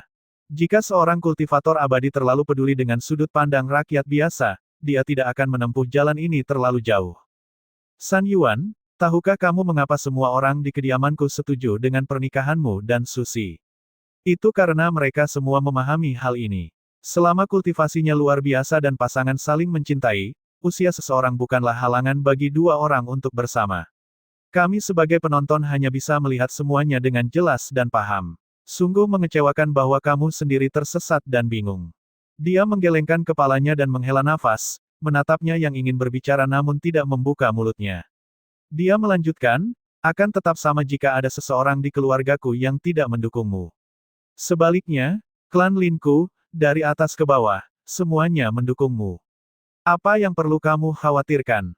Kamu telah hidup selama beberapa dekade. Mengapa kamu tidak memahaminya? Kakak, Patriark Tua Feng tercekat oleh emosi. Dia tergerak melampaui kata-kata. Dia tahu bahwa dia melakukannya demi kebaikannya, untuk mencerahkannya. Dia sadar bahwa bagi kakak, itu seperti membenturkan kepalanya ke dinding. Sangat sulit untuk menembus hatinya. Lin Bo Heng bangkit, menghampirinya dan menepuk bahunya. Dia memberitahu Patriark Tua Feng, masalah ini sudah diselesaikan. Kakak akan meminta orang-orang melihat tanggalnya dan membantu kalian berdua menikah sesegera mungkin. Kakak, ini tidak akan berhasil. Dia menggelengkan kepalanya. Apa, itu tidak akan berhasil? Lin Bo Heng menjadi sangat marah saat mendengar ini. Dia melirik ke arah Patriark Tua Feng dengan cemberut yang tajam. Bahkan Susi, yang menguping di luar bersama Lin Chengzi, menjadi marah mendengarnya. Dia pikir dia ingin menolak lagi. Ketika dia hendak masuk, Cheng Zi menahan bahunya, memberi isyarat agar dia tenang dan terus mendengarkan. Patriark tua Feng melambaikan tangannya dan menjelaskan, "Tidak, kakak, jangan salah paham. Bukannya aku tidak ingin menikah dengan Susi. Sebaliknya, Susi telah menungguku selama bertahun-tahun, aku ingin kembali ke Kekaisaran Phoenix dan membiarkan Feng Xiao mempersiapkannya terlebih dahulu. Saya ingin membawa Susi pulang sebagai pengantin dengan kemewahan, aku ingin memberikannya pernikahan yang megah. Jika tidak, itu tidak pantas bagi dia yang telah menunggu dengan pahit begitu banyak tahun." Mungkin, dia tercerahkan oleh kata-kata Lin Bo Hang bahwa dia tidak lagi peduli dengan kesenjangan dalam penampilan mereka. Pada saat ini, dia memutuskan dalam hatinya bahwa dia harus berusaha untuk berkultivasi dan mencapai peringkat sage bela diri sesegera mungkin. Ketika dia kembali ke Kekaisaran Phoenix, dia harus membiarkan Feng kecil membuat obat untuk membantu kemajuan kultivasinya. Lin Bo Hang tersenyum dan dengan penuh semangat menepuk pundaknya. "Bagus. Kakak sangat senang kamu mendapat ide ini. Hahaha." Di luar, Susi yang menguping tidak bisa menahan senyum bahagia ketika mendengar percakapan itu. Dia akhirnya setuju. Lin Chengzi mengajak bibinya keluar dan berkata sambil bercanda, "Bibi, bukankah ideku ini brilian? Paman Feng akan menjadi pamanku setelah menikah. Jika saatnya tiba, Bibi tidak boleh melupakan keponakan pencari jodoh ini." "Jangan khawatir, aku tidak akan melupakanmu." Dia terkekeh. Setelah mengucapkan beberapa patah kata lagi padanya, dia pergi duluan. Saat ini, di luar kota Tiga Sungai, sebuah kapal mewah mendarat. Ketika kapal itu disingkirkan, Feng Jiu dan yang lainnya membawa si putih ke kota dan memandang kota Tiga Sungai di depannya. Dia tersenyum bahagia dan berkata, "Katakan padaku, apakah kakek akan senang melihatku?" Yang lain hanya tersenyum tapi tidak berkata apa-apa. Hanya Grey Wolf yang tertawa pelan, "Hei, Tuan Muda Jiu. Saya pikir Patriark Tua Feng akan ketakutan saat melihat Anda." Ketika dia mendengar ini, Feng Jiu bertanya dengan ragu, "Takut? Bagaimana mungkin? Mereka sudah lama tidak bertemu, melihatnya muncul di sini, dia seharusnya terkejut." "Hei, saat kamu melihatnya, kamu akan tahu apakah dia ketakutan atau terkejut." Grey Wolf tersenyum. Seorang pria tua menjalin hubungan dengan seorang wanita muda yang cantik. Tentu saja dia akan ketakutan ketika cucunya datang mencarinya. Dia mengangkat alisnya. Apakah dia benar-benar ketakutan dengan penampilannya? Tentunya tidak. Haruskah kita mencari penginapan dulu, atau haruskah kita pergi ke kediaman Lin dulu? Ling Mohan bertanya sambil memandangnya. Dia telah menghilangkan janggut lebatnya saat mereka berada di kapal dan memperlihatkan penampilan aslinya. Dia memikirkannya dan menjawab, "Kamu harus mencari penginapan. Aku akan pergi dan melihat kakek secara diam-diam. Kamu pergi sendiri." Ling Mohan mengerutkan kening, tidak mudah untuk memasuki kediaman Lin. "Kalau begitu, haruskah kita bertarung dan memberi kejutan pada kakek?" Dia tersenyum dingin ketika dia tiba-tiba merasa bahwa dia harus memberi kejutan pada kakeknya. Mungkin seperti yang dikatakan Grey Wolf, kakeknya akan ketakutan. "Kita rombongan besar, ayo cari penginapan dulu. Jika kamu benar-benar ingin pergi dan melihat-lihat, aku akan mengantarmu ke sana nanti." Ling Mohan membawanya pergi dan terus berjalan ke depan. Dia merasa mereka harus mencari penginapan terlebih dahulu. "Baiklah," dia menjawab, lalu menghela nafas, "Grey Wolf, pergi dan tanyakan di mana lokasi kediaman Lin." "Baik," jawab Grey Wolf. Kelompok besar dari mereka menemukan sebuah penginapan dan memesan seluruh lantai 2 sementara Grey Wolf pergi mencari tahu di mana Lin kediaman berada. Setengah dupa waktu telah berlalu dan Grey Wolf muncul kembali dan melapor kepada Feng Jiu yang duduk di samping tuannya di sebuah meja yang memandang keluar jendela lantai 2. "Tuan Jiu, kediaman Lin berjarak sekitar setengah dupa waktu lagi, dari sini. Jaraknya hanya beberapa jalan. Keluarga Lin sangat berpengaruh di sini dan saya segera mengetahui di mana tempat tinggal mereka." "Oh, itu tidak jauh." Dia mengangguk dan memberi isyarat padanya untuk duduk di meja lain untuk beristirahat. Ling Mohan menaruh makanan ke dalam mangkuknya dan berkata, "Ada yang bisa dimakan. Aku akan menemanimu jalan-jalan di luar nanti." "Oke." Dia tersenyum dan mengangguk. Dia memandangnya dan tersenyum ketika dia bertanya, "Karena kamu telah menghilangkan janggutmu, apakah aku memanggilmu sebagai Tuan Neraka? Atau Paman?" Matanya yang gelap pekat tertuju pada wajah tawa wanita itu, dia meletakkan sumpit di tangannya. Dengan gerakan cepat jarinya, keduanya disatukan untuk membuat lingkaran penghalang, suaranya yang rendah dan penuh teka-teki terdengar perlahan. Nama keluargaku adalah Xuan Yuan, namaku Moze. Jangan lupakan itu. Xuan Yuan Moze. Kejutan menembus hatinya. Xuan Yuan adalah nama keluarga bangsawan. Itu adalah nama keluarga bangsawan kerajaan, apakah dia benar-benar dari keluarga kerajaan? Pantas saja, tak heran selalu ada pembunuh yang mengejarnya, dan kekuatan para pembunuh itu selalu dahsyat. Nama keluarga Xuan Yuan bahkan tidak ada di negara kelas 1. Mereka hanya ada di 8 kerajaan tertinggi. 8 kerajaan tertinggi berada di atas negara kelas 1. Rumornya, kota itu melayang di udara dan benar-benar terpisah dari negara lain, dan dikenal sebagai kota misterius di langit. Mereka memiliki sistem eliminasi yang paling brutal. Di seluruh kekaisaran, apakah itu penjajah atau warga negara, mereka membina setiap orang menjadi orang baik. Dikatakan bahwa ini adalah kerajaan impian bagi semua orang yang mengembangkan keterampilan mereka. Begitu Garuda memasuki kekaisaran dan berakar di sana, hal itu dapat mengubah kehidupan bahkan para kultivator yang paling lemah sekalipun. Melihat ekspresi herannya, sudut bibirnya sedikit melengkung ke atas. Jadi, kamu juga harus menjadi lebih kuat. Hanya dengan menjadi lebih kuat kamu dapat bergandengan tangan denganku untuk menyambut cobaan dan kesulitan di masa depan. Wanitaku tidak mungkin lemah. Bibir Feng Jiu bergerak tetapi dia tidak bisa mengeluarkan suara apapun selama beberapa waktu. Dia merasa sulit untuk percaya bahwa pria di depannya berasal dari keluarga 8 kerajaan besar. Bukan hanya negara-negara kecil kelas 9 seperti dirinya, bahkan negara-negara kelas 1 pun harus menghormati tempat kekuasaan itu. Masih terlalu dini untuk memberitahumu tentang hal ini, kamu akan mengetahuinya secara perlahan nanti. Selama percakapan, dia menjentikkan lengan bajunya dan menghilangkan batas yang dia buat sebelumnya. Sekali lagi, dia menggunakan sumpit untuk memberinya beberapa hidangan. Ini, makan lebih banyak. Feng Jiu meliriknya dan mengeluarkan mangkuk nasi. Sambil makan, dia mencerna berita itu. Ini sama mengejutkannya dengan mengetahui bahwa kakeknya memiliki sejarah percintaan yang begitu besar.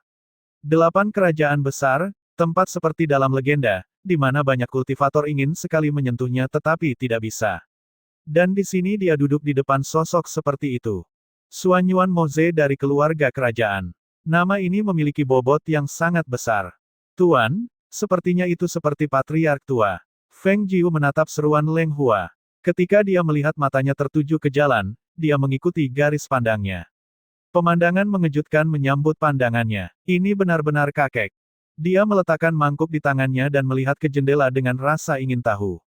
Kakeknya mengikuti seorang wanita berpakaian hijau muda dengan sikap yang baik. Dia berada setengah langkah di belakang secara sadar, seolah dia ingin mengambil jarak. Namun, dia ditarik lebih dekat oleh wanita itu. Mungkinkah itu Bibi Susi? Dia berkedip penasaran, matanya penuh kegembiraan. Seharusnya, Xuan Yuan Moze juga melihat kedua orang di jalan. Ketika dia melihat keduanya memiliki penampilan luar yang sangat tidak cocok, dia berkata, wanita itu sangat tulus kepada kakekmu. Dia adalah seorang wanita dari klan bangsawan dengan latar belakang kelas 1 tetapi jatuh cinta dengan seorang lelaki tua di usianya yang semakin menurun. Jika ini bukan cinta sejati, apa itu artinya? Menurutku juga begitu. Feng Jiu mengangguk setuju. Meski aku tahu usia mereka hampir sama, penampilan Bibi Susi sangat terawat. Ini memang memberikan tekanan besar pada kakekku untuk bisa bersamanya. Dia menatapnya, senyuman muncul di matanya yang dalam. Tidakkah kamu ingin menyempurnakan pil untuk mengembalikan orang ke masa mudanya? Apa yang telah terjadi? Apakah kamu ingin mengelak sekarang? Bagaimana itu mungkin? Dia sedikit meninggikan suaranya, aku hanya berpikir itu mungkin sangat sulit, apalagi kemampuanku dalam memurnikan pil obat tidak sebaik keterampilan pengobatanku. Jika aku ingin mengembangkan pil semacam itu sendiri, aku harus terus mendalami bidang pemurnian pil untuk meningkatkan keterampilanku. Kalau tidak, itu akan sangat sulit. Aku ingat kamu tidak mengatakan itu terakhir kali. Dia berkata dengan sedikit geli. Dia tidak malu sama sekali. Sebaliknya, matanya penuh tawa dan cemerlang, dia berkata ya. Itu berlebihan, tapi aku punya ide itu dan pasti akan mencobanya. Namun sebelum mengembangkan pil untuk mengembalikan masa mudanya, akan lebih baik jika membantu kakek saya untuk meningkatkan kultivasinya. Meskipun kultivasi energi mistik tidak sebaik kultivasi roh, selama dia mencapai tingkat tertentu, dia juga bisa menjadi lebih mudah. Dia telah memikirkan berulang kali bahwa kakeknya sekarang berada di tahap puncak leluhur bela diri. Menggunakan obat untuk membantunya maju akan jauh lebih cepat dibandingkan dengan mengembangkan pil untuk mengembalikan seseorang ke masa muda. Oleh karena itu, pemikiran itu muncul di benaknya. Sulit bagi orang lain, tetapi mudah bagimu. Xuan Yuan Moze tersenyum ringan dan melihat kedua orang di jalan. Dia berkata, sangat sulit bagi orang lain untuk mendapatkan sebotol obat untuk memajukan kultivasi bahkan dengan membayar harga yang sangat tinggi. Namun, kamu dapat dengan mudah membuatnya, sehingga tidak sulit untuk membantunya menerobos peringkat. Feng Jiu juga mengarahkan pandangannya pada dua orang di jalan saat ini. Matanya cerah dan kilatan licik melintas. Dibandingkan dengan topik ini, menurutku adegan ini lebih menarik daripada yang pernah kita lihat sebelumnya. Kakek menemani seorang wanita pergi berbelanja. Pemandangan seperti itu tidak biasa. Melihat ini, dia tidak bisa menahan diri untuk tidak menggelengkan kepalanya. Mengikuti dari belakang. Kamu pergi. Aku tidak akan pergi. Dia tidak punya hobi membuntuti orang. Jika ya, dia hanya tertarik padanya. Baiklah, kalau begitu kamu bisa menginap di penginapan dan istirahat yang cukup, aku akan mengikuti mereka dan melihatnya. Dia segera berdiri, memanggil Leng Xuang dan Leng Hua. Mereka meninggalkan penginapan dan pergi ke jalan. Pada saat ini, Patriark Tua Feng, yang diseret ke jalan oleh Susi, sedikit tersipu. Dia berbisik, Susi, kita akan pergi kemana? Bukankah kamu bilang untuk menemaniku jalan-jalan dan membeli sesuatu? Jawab Susi. Kata kakak, dia akan mengirimu kembali dalam 2 hari. Tapi kamu harus ingat janjimu. Setelah pulang, jangan lupa suruh orang-orang membawa kembali hadiah pertunangan. Jangan pergi tanpa kabar. Tidak akan, aku tidak akan melakukannya. Patriark Tua Feng terus melambaikan tangannya. Tak jauh di belakang, Feng Jiu ditemani Leng Xuang dan Leng Hua berjalan dan berhenti. Mereka sesekali berhenti untuk melihat barang-barang yang ada di kios, namun sebenarnya mereka mendengarkan dan menguping pembicaraan dua orang di depan. Ketika dia mendengar Bibi Susi menyuruhnya agar orang-orang membawakan hadiah pertunangan setelah dia pulang, dia tidak bisa menahan rasa kagumnya. Hubungan kakeknya dan Bibi Susi berkembang begitu pesat, sampai-sampai mereka bahkan membicarakan pernikahan. Ia terus mendengarkan dengan penuh rasa ingin tahu hingga akhirnya ia mendengar sebuah berita yang membuatnya kehilangan ketenangan. Ingat, aku milikmu sekarang, tapi jangan biarkan aku menunggu terlalu lama. Ketika Patriark Tua Feng mendengar itu, bahkan telinganya menjadi merah. Dengan suara rendah, dia berkata, Susi, kita berada di jalan. Jadi bagaimana jika kita berada di jalan? Aku mengatakan yang sebenarnya. Ya, aku tahu. Dia menyeka keringat dinginnya. Dia berpikir dalam hati bahwa ada baiknya dia tidak mengenal siapapun, kalau tidak dia tidak akan bisa menjaga harga dirinya. Feng Jiu memegang kipas untuk menutupi mulutnya yang terbuka lebar karena terkejut. Dia memandang gadis penjual kipas di depannya, membuat gadis itu tersipu malu. Muda, Tuan Muda, apakah Anda menyukai kipas ini?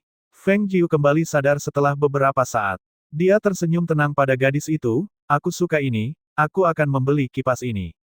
Sementara itu, dia memberi isyarat kepada Leng Hua untuk memberikan uang. Dia melihat kedua orang yang semakin jauh, tapi dia tidak mengikuti mereka lagi. Dia menyadari dua berita besar pada hari itu dan hatinya tidak dapat menahannya. Saat ini, jantungnya berdebar kencang. Dia melihat sosok Bibi Susi dan tidak bisa tidak mengaguminya. Bibi Susi ini tidak sederhana, dia terlalu luar biasa. Karakter yang luar biasa. Dia sangat mengaguminya. Tanpa diduga, butuh waktu sesingkat itu untuk membuat kakeknya menyelesaikan masalah ini. Melihat penampilan kakeknya, ketika keduanya menikah, kemungkinan besar dia akan menjadi suami yang dikuasai istri. Tuan Muda, mereka sudah jauh. Leng Hua menarik perhatiannya dengan berbisik, melihatnya dalam keadaan linglung. Tidak, kita tidak akan mengikuti mereka lagi, aku perlu mencari tempat untuk bersantai. Dia menghela napas pelan dan menepuk dadanya. Ada kedai teh kecil di sana. Tuan ingin duduk sebentar. Leng Hua menunjuk ke kedai teh di sudut jalan. Melihat bahwa kembali ke penginapan akan memakan waktu lama dan hanya ada sedikit orang di kedai teh pojok, dia mengangguk. Baiklah. Kemudian dia mengambil langkah menuju kios dan duduk di meja di sudut. Kalian juga duduk. Dia memberi isyarat. Dengan tangan menopang dagunya, dia memberitahu mereka, aku khawatir tentang bagaimana kakek dan Susi bisa berkumpul, tapi aku tidak menyangka mereka bergerak begitu cepat. Sepertinya kekhawatiranku sia-sia. Leng Hua menuangkan secangkir teh untuknya dan sambil tertawa berkata, Tuan Patriark akan terkejut jika dia mengetahuinya. Hehehe, itu sudah pasti. Dia tidak akan pernah mengira kakek begitu bahagia di sini. Kakek tidak jujur. Ah, dia baik-baik saja, tapi dia masih belum membalas pesannya. Itu sudah membuat kami khawatir sejak lama. Dia menyesap tehnya dan berbicara dengan sinar ceria di matanya. Aku ingin memberi kejutan pada kakek, tapi lihat ini, Mari kita lupakan saja. Hanya dengan berada di sisi bibi Susi, lehernya menjadi merah. Sejak dahulu kala, diketahui bahwa kebaikan seorang wanita cantik adalah hal yang paling sulit untuk ditanggung. Pepatah ini benar, Sambil mengetukkan jarinya di atas meja, dia berpikir bahwa cinta kakek telah terselesaikan. Sekarang, dia harus memperhatikan urusan ayah dan ibunya. Yang terbaik adalah menyatukan kembali keluarga agar mereka semua bisa harmonis dan bahagia. Bau apa yang harum sekali. Dia mengendus. Ada aroma yang menggugah selera di udara, baunya seperti ayam. Pemilik kedai teh kecil itu tertawa, indera penciuman tuan muda memang bagus. Baru saja, seseorang berjalan dengan membawa beberapa barang dan Anda dapat mengidentifikasi baunya sebagai ayam. Hahaha, ini adalah makanan lokal yang terkenal di kota Tiga Sungai kita. Namanya ayam panggang harum. Itu dijual di toko yang hanya berjarak 2 jalan. Hanya ada 100 ekor ayam yang terjual per hari. Setelah semuanya terjual habis, mereka tidak akan membuatnya lagi. Tuan ingin memakannya, biarkan aku pergi dan membelinya. Leng Hua tertawa dan mulai berdiri. Aku yang akan pergi, kata Leng Suang. Dia memberi isyarat padanya untuk tinggal bersama tuannya. Kalau masih tersedia, beli 2 dan kembali ke sini, kita akan membawanya kembali ke penginapan untuk makan bersama. Ya, Leng Suang menjawab. Setelah menanyakan arah, dia pergi. Leng Hua berdiri di samping Feng Jiu, menemaninya dengan tenang, dan menuangkan tehnya dari waktu ke waktu. Feng Jiu sedang meletakkan dagunya di satu tangan, memikirkan berbagai hal. Waktu berlalu, tapi Leng Suang masih belum kembali. Dia bertanya-tanya. Dia bangkit dan mendatangi pemilik kedai teh kecil itu. Orang tua, bukankah kamu mengatakan bahwa tokonya tidak jauh dari sini? Itu benar, letaknya tidak jauh, hanya berjarak 2 jalan. Jaraknya sangat dekat. Lelaki tua itu berkata sambil tersenyum sambil terus bekerja. Dia bertanya, Tuan, apakah Anda memerlukan teh lagi? Tidak perlu. Leng Hua menggelengkan kepalanya dan bertanya lagi, bagaimana bisnis di toko itu? Apakah seseorang perlu antri? Orang tua itu melambaikan tangannya, biasanya tidak, karena harga ayam panggang harum itu tidak murah. Orang awam tidak akan sering membelinya. Lagi pula dia harus menjual 100 ayam panggang sampai sore. Ketika dia mendengar jawabannya, Leng Hua kembali ke meja dan berkata pada Feng Jiu, Tuan, kakakku belum kembali. Mengapa saya tidak pergi dan melihat-lihat? Dia seharusnya tidak pergi terlalu lama karena jaraknya hanya 2 jalan. Lagi pula, tuannya masih menunggu di sini. Dia seharusnya kembali dengan cepat kecuali dia terhalang sesuatu. Feng Jiu sadar dan menyadari bahwa hampir setengah jam telah berlalu. Karena Leng Suang tiba-tiba belum kembali, dia berdiri dan berkata, ayo pergi bersama, aku sudah duduk di sini cukup lama. Mereka membayar teh dan pergi ke toko ayam panggang. Setelah bertanya-tanya, mereka menyadari bahwa Leng Suang belum pernah sampai ke toko itu. Feng Jiu mengangkat alisnya dan menatap pelayan itu sebelum dia keluar. Apakah dia akan kembali ke penginapan? Leng Hua bertanya, tapi dia merasa tidak nyaman. Feng Jiu memikirkannya dan menjawab, tidak mungkin, menurutku pasti ada sesuatu yang terjadi. Tapi kita tetap harus pergi ke penginapan untuk melihat-lihat dulu, dan menanyakan pada Grey Wolf apakah ada orang mereka di sini. Ayo pergi. Mereka kembali ke penginapan bersama. Ekspresi Feng Jiu muram saat ini. Dia tidak menyangka Leng Suang akan menghilang. Dia hanya turun 2 jalan untuk membeli sesuatu. Apakah orang-orang di sini segila itu? Mereka benar-benar akan menculik seseorang di siang hari bolong. Tidak ada keributan, jadi orang yang mengambil Leng Suang pasti sangat ahli. Ketika dia kembali ke penginapan, dia naik ke lantai 2, Grey Wolf dan Shadow 1 berdiri di luar pintu. Dia bertanya kepada mereka, Grey Wolf, apakah ada anak buah Tuan Neraka di kota Tiga Sungai? Ketika dia mendengar pertanyaan itu, Grey Wolf terkejut, tentu saja, Tuan kami memiliki orang-orang di setiap kota, dan ada markas di sini. Dia melanjutkan, ada apa? Apa yang telah terjadi? Mengapa sikapnya berubah begitu cepat hanya setelah perjalanan singkat? Leng Xuang hilang. Bantu aku mencari tahu sekarang, secepatnya. Dia takut memikirkan apa yang akan terjadi pada gadis yang berada di tangan orang asing. Ini sangat buruk. Oleh karena itu, dia harus segera menemukannya, atau dia benar-benar tidak tahu apa yang akan terjadi padanya. Grey Wolf dan Shadow Satu terkejut mendengar berita itu. Leng Xuang hilang. Grey Wolf langsung bertanya, kemana dia menghilang? Apa yang sebenarnya terjadi? Aku akan mengirim seseorang untuk segera menyelidikinya. Kami istirahat di pojok jalan dan Leng Xuang pergi membeli ayam panggang untuk dibawa kembali ke penginapan. Kami menunggu sangat lama, tapi dia tidak kembali. Kami pergi ke toko dan penjaga toko mengatakan Leng Xuang tidak pernah datang. Alis Leng Hua berkerut karena khawatir saat dia menggambarkan semua yang terjadi. Kekhawatiran terlihat di matanya, kami tidak tahu dia menghilang. Tapi kami yakin dia telah diculik.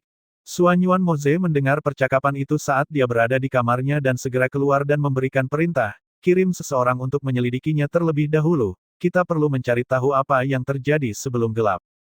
Baik, jawab Grey Wolf dan segera pergi. Dia memandang Feng Jiu dan berkata, tidak ada gunanya khawatir, kita hanya perlu menunggu kabar. Feng Jiu sedang berpikir keras.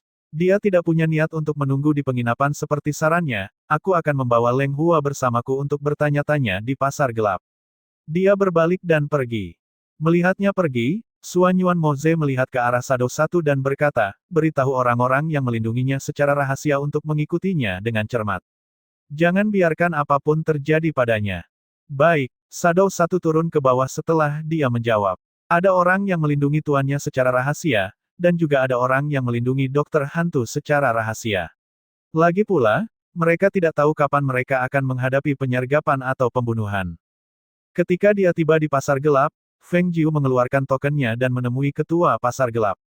Dia memberitahunya tentang situasinya dan memintanya mengirim anak buahnya untuk membantu pencarian.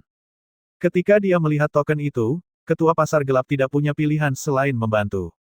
Oleh karena itu, dia mengirim beberapa anak buahnya untuk pergi menyelidiki. Pada saat ini, Leng Xuang yang sebelumnya tidak sadarkan diri terbangun dan mendapati tangan dan kakinya terikat. Ada juga sepotong kain yang dimasukkan ke dalam mulutnya. Dia dikurung di sebuah kamar dan merasa khawatir. Dia berusaha melepaskan ikatannya tetapi ikatannya terlalu erat. Tidak peduli seberapa keras dia menariknya, dia tidak bisa melepaskannya. Dia merasakan ada dua orang di luar pintu yang keterampilan kultivasinya jauh lebih tinggi daripada miliknya.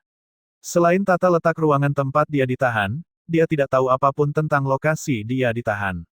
Dia ingat pernah pingsan sebelumnya. Ketika dia bangun, dia ada di ruangan ini. Siapa yang membawanya ke sini? Apa yang mereka inginkan?